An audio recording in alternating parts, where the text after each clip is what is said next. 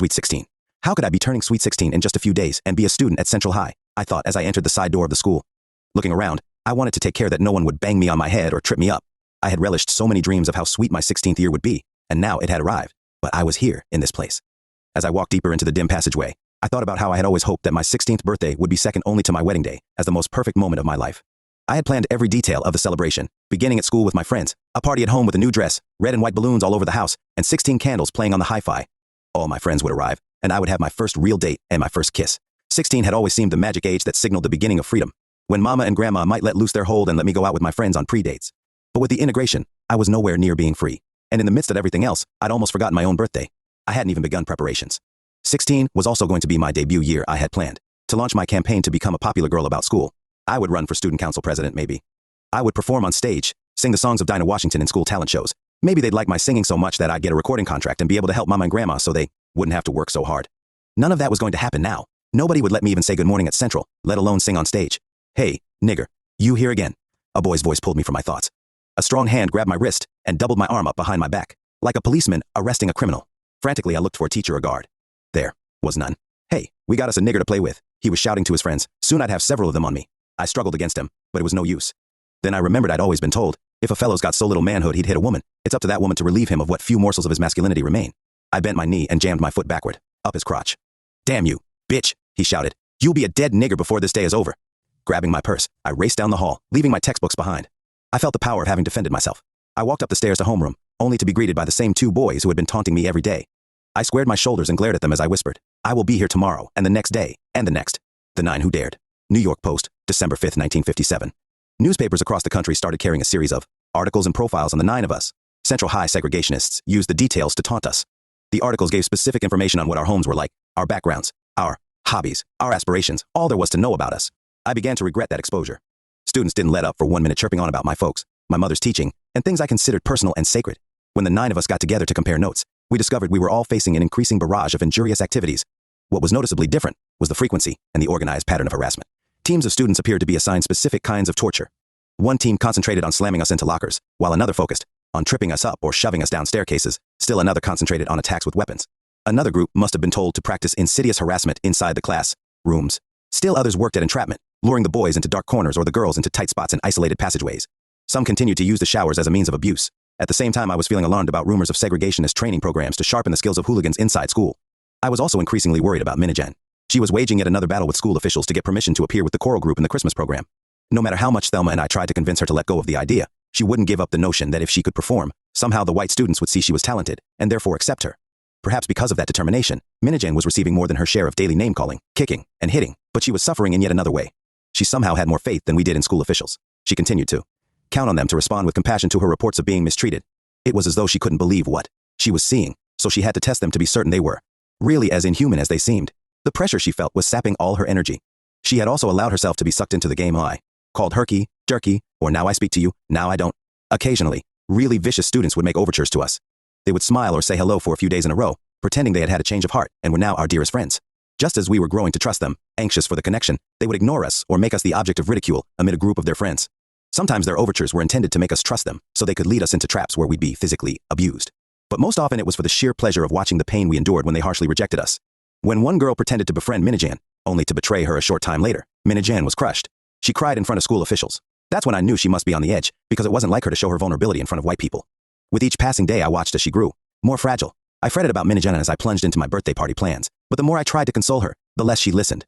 She was the only one of my 8 central friends I had invited to my party, because I wanted to escape all thoughts of being an integration person. I made her promise not to talk about Central in front of our Horace Mann friends. Not inviting the others made me feel guilty, but had the 8 come, I knew I would have been separate one of the little Rock 9, and not just plain Melba, a member of my old group. I counted on reconnecting to my friends from my former school. I wanted them to accept me, to take me back into their fold. I had personally called or left messages with the parents of all the people on my guest list. On the morning of my birthday, Saturday, I felt relieved when Minna called to say she couldn't come after all because she had a family event that day.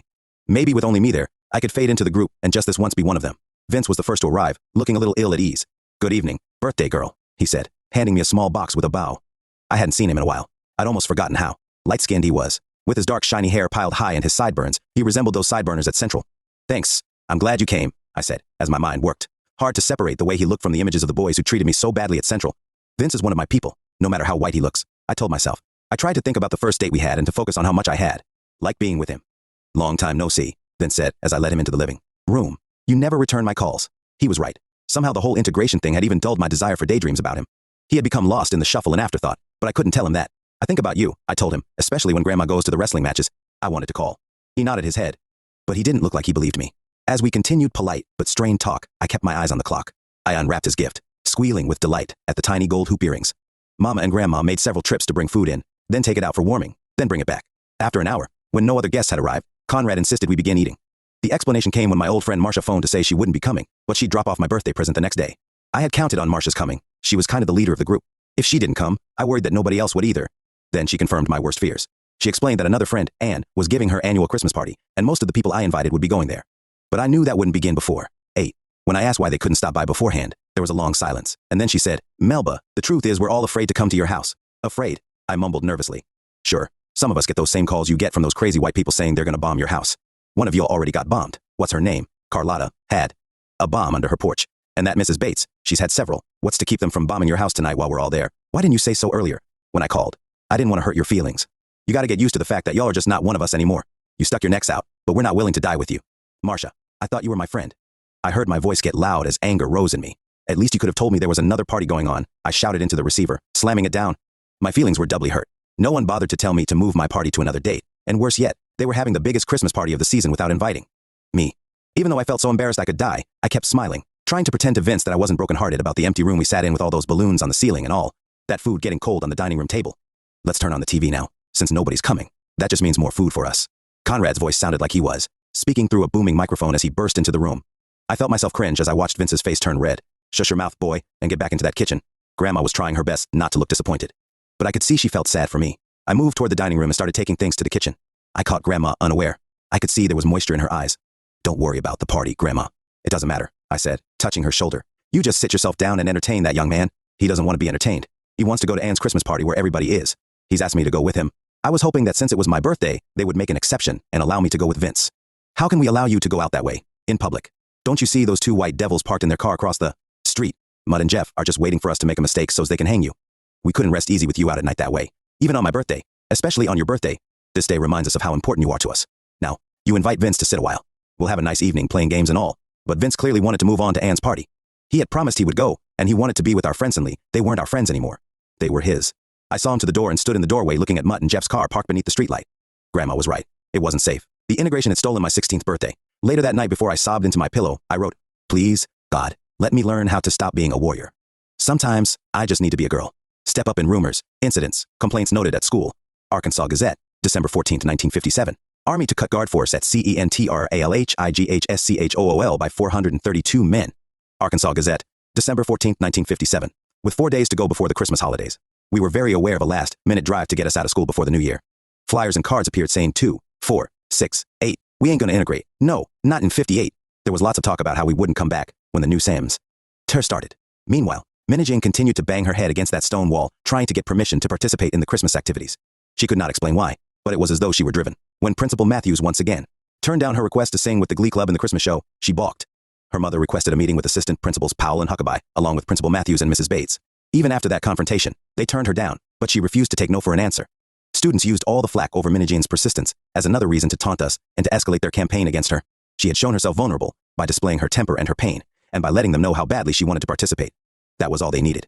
They worked hard at getting her to blow her fuse. By that time, we were all suffering from extreme fatigue as we marked our calendars and counted down the moments for the blissful 2 weeks of Christmas vacation. Most of all, I looked forward to feeling safe, to having fun with maybe a party or two, and lots of lounging in front of the television. That was my plan. Grandma had already begun shopping, hiding gifts, and testing the Christmas lights so she could replace burnt-out bulbs. She had also begun making dough for Christmas cookies and placing it in the freezer. Mother Lois was eyeballing trees, so we'd choose the perfectly shaped one. On Tuesday, December 17, when we had one more day to go before vacation, 5 of us entered the cafeteria. Lunchtime was always a hazard, and recently even more so. I had been avoiding the cafeteria, eating my sandwich alone in any safe place I could find. The cafeteria was such a huge place, with so many of our attackers gathered at one time. There were no official-looking adults or uniformed Arkansas National Guardsmen inside the cafeteria. Without fail, we knew we could expect some form of harassment. As always on Tuesday, the hot lunch was chili, which Minnie Jane loved. So while I took my seat with the others, she went to get in line to buy her chili. Ernie emerged from the line ahead of her and sat down at our table. As Minnie Jane made her way back toward us, her tray loaded down with a big bowl of chili. We saw her hesitate. She had to inch her way through a tight spot where mostly boys sat at tables on either side of her path. She had stopped dead in her tracks. We all froze, realizing she must be in real trouble. We could see 2 boys near her, one directly in her path. Something awful was happening, but there was no way any of us could do anything to rescue her. We had been instructed that in such instances, we were never to move toward the person in danger for fear of starting a riot. I was panic-stricken. Minajan was being hassled by those boys, snickering among themselves and taunting her. They had pushed a chair directly in front of her.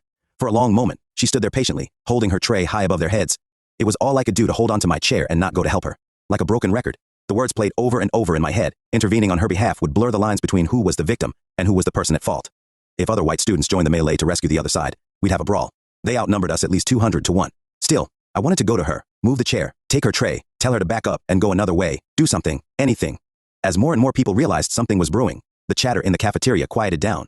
I could tell Minna was trapped and desperate, and very fast running out of patience.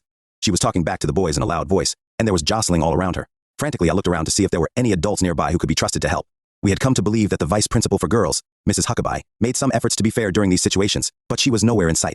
I beckoned to Minna to go around her hasslers, but she was standing perfectly still. It was as though she were in a trance, fighting within herself. Later, she would explain that the boys had been taunting her, sticking their feet in the aisle to trip her, kicking her, and calling her names. But we were not close enough to see details of the dilemma she faced. All we saw was her wavering as though she were trying to balance herself, and then her tray went flying, spilling chili all over 2 of the boys. Everyone was stunned, silent, for a long moment. Her attackers sat with astonished looks on their faces, as greasy chili dripped down over their heads. All at once, our people who were serving food behind the counter began to applaud. This was greeted by an ominous silence, and then loud voices, all chattering at once, as the chili-covered boys stood up.